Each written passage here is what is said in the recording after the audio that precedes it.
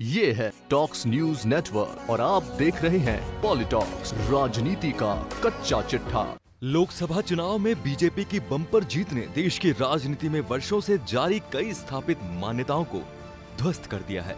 चुनाव के नतीजों का विश्लेषण करने पर साफ दिखाई देता है कि दुनिया का सबसे बड़ा लोकतंत्र अब नए दौर में प्रवेश कर चुका है। आइए जानते हैं लोकसभा चुनाव से देश की राजनीति में आए 8 बड़े बदलावों के बारे में। जाति का जंजाल तबाह। यूपी और बिहार में बीजेपी को घेरने के लिए विपक्षी दलों ने तमाम जातिगत समीकरणों को साधते हुए महागठबंधन का निर्माण किया। महागठबंधन के निर्माण के बाद अंदेशा था कि बीजेपी को भारी नुकसान होगा, लेकिन चुनावी नतीजे इसके बहुत उलट आए। कई ऐसे क्षेत्रों में बीजेपी ने जीत हासिल की जहां गठबंधन का गणित बहुत मजबूत था। यूपी की मेरठ लोकसभा सीट पर मुकाबला इस बार बसपा के हाजी याकूब और बीजेपी के राजेंद्र अग्रवाल के बीच था। यहाँ जातिगत समीकरण पूरी तरह हाजी याकूब के पाले में था। उनकी जीत मेरठ से तय मानी जा रही थी, लेकिन नतीजे राजेंद्र अग्रवाल के पक्ष में आए। बीजेपी के पक्ष में आया नतीजा साबित करता है कि दलितों ने भी इस बार मायावती का साथ छोड़ मोदी के नाम पर बीजेपी को वोट दिया है। सियासी पर्यटन के दिन खत्म। इस बार के चुनाव में ये तथ्य मुख्य रूप से नतीजों में उभर कर आया। पहले जिस प्रकार नेता क्षेत्र में पार्टियों के टिकट लेकर आते थे और पार्टी के दम पर जीत भी जाते थे, लेकिन उसके बाद क्षेत्र की सुध लेने 5 साल में एक बार भी नहीं आते थे। ऐसे नेताओं को 2019 के लोकसभा चुनाव में करारी हार का सामना करना पड़ा। हरियाणा के हिसार लोकसभा क्षेत्र से कांग्रेस उम्मीदवार भव्य बिश्नोई को चुनाव में करारी हार का सामना करना पड़ा। उनकी हार का प्रमुख कारण उनकी मां आदमपुर विधायक रेणुका बिश्नोई और पिता कुलदीप बिश्नोई का क्षेत्र से गायब रहना रहा। दूसरा उदाहरण डिंपल यादव को कन्नौज से मिली हार है। उन्होंने बीते 5 सालों में एक बार भी क्षेत्र की सुध नहीं ली। क्षेत्र के लोगों से उनका जुड़ाव न के बराबर रहा। सिर्फ नाम से नहीं चलेगा काम।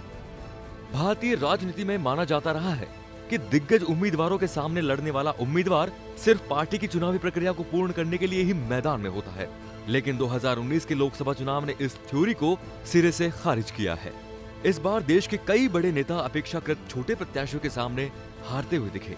मध्य प्रदेश के गुना लोकसभा क्षेत्र से कांग्रेसी दिग्गज ज्योतिरादित्य सिंधिया को अपने राजनीतिक जीवन में पहली बार हार का सामना करना पड़ा। उन्हें बीजेपी के नए नवेले प्रत्याशी केपी यादव ने करीब 1.25 लाख वोटों से मात दी। बाहुबलियों की विदाई। जरायम की दुनिया से निकले लोगों ने भारतीय राजनीति में अपनी जगह बनाई है, लेकिन 2019 के चुनाव में जनता ने इन बाहुबली नेताओं को नकारा है। सीवान लोकसभा क्षेत्र से बाहुबली शहाबुद्दीन की पत्नी हिना साहब को जेडीयू की कविता सिंह से हार का सामना करना पड़ा। वहीं बिहार की मुंगेर लोकसभा क्षेत्र से मोकपा विधायक आनंद सिंह की पत्नी नीलम देवी को बिहार सरकार के मंत्री ललन सिंह से हार झेलनी पड़ी। हालांकि इन नतीजों में अपवाद भी देखने को मिले। यूपी के गाजीपुर लोकसभा क्षेत्र से बाहुबली नेता मुख्तार अंसारी के भाई अफजाल अंसारी को जीत हासिल हुई। उन्होंने मोदी सरकार के मंत्री मनोज सिन्हा को मात दी। राज परिवारों के दिन लदे। इस बार के लोकसभा चुनाव में जनता ने पूर्व राज परिवारों के सदस्यों को नकारा है। यूपी के प्रतापगढ़ लोकसभा क्षेत्र से कांग्रेस के प्रत्याशी राजकुमारी रत्ना सिंह को करारी हार का सामना करना पड़ा। उन्हें बीजेपी के संगम लाल गुप्ता ने मात दी। राजस्थान के अलवर लोकसभा क्षेत्र से कांग्रेस के टिकट पर भंवर जितेंद्र सिंह को बड़ी हार का सामना करना पड़ा। उन्हें बीजेपी के बाबा बालकनाथ ने करीब 3.25 लाख वोटों से हराया है। रसातल में राजघरानों की राजनीति। लोकसभा चुनाव के नतीजों में राजनीतिक घरानों के राजकुमारों को भी हार का सामना करना पड़ा। अमेठी से कांग्रेस अध्यक्ष राहुल गांधी को अपने चुनावी करियर में पहली हार का सामना करना पड़ा। उन्हें बीजेपी की स्मृति ईरानी ने मात दी। वहीं पूर्व प्रधानमंत्री चौधरी चरण के पौत्र जयंत चौधरी को बागपत लोकसभा क्षेत्र से बीजेपी के सत्यपाल सिंह से हार का सामना करना पड़ा। केंद्र और राज्य में अंतर साफ। देश में आए लोकसभा चुनाव के नतीजों में जनता की प्रदेश और केंद्र को लेकर अलग अलग राय देखने को मिली।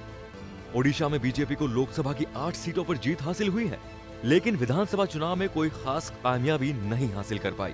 विधानसभा चुनाव में पार्टी को केवल 22 सीटें ही मिली, यानी लोगों को केंद्र और राज्य की प्राथमिकताओं के बारे में पता है।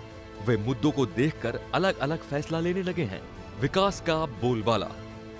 बीजेपी को मिले इस ऐतिहासिक जनादेश का अवलोकन किया जाए तो इसका प्रमुख कारण मोदी सरकार द्वारा लाई गई शौचालय स्कीम और उज्ज्वला योजना रही, जिसका बीजेपी को जबरदस्त फायदा हुआ। इन योजनाओं के लाभार्थियों ने मोदी पर पुनः विश्वास जताया है। उड़ीसा में नवीन पटनायक की जीत भी इसी ओर इशारा करती है। पूरे देश में मोदी की आंधी के बावजूद पटनायक अपना किला बचाने में कामयाब हो गए। उनके कार्यकाल में हुआ विकास इसकी बड़ी वजह है। पटनायक की सॉफ्ट छवि ने भी प्रदेश में मोदी लहर को धीमा करने का काम किया। शुभम शर्मा, पॉलिटॉक्स न्यूज, जयपुर। ये है टॉक्स न्यूज नेटवर्क और आप देख रहे हैं पॉलिटॉक्स, राजनीति का कच्चा चिट्ठा।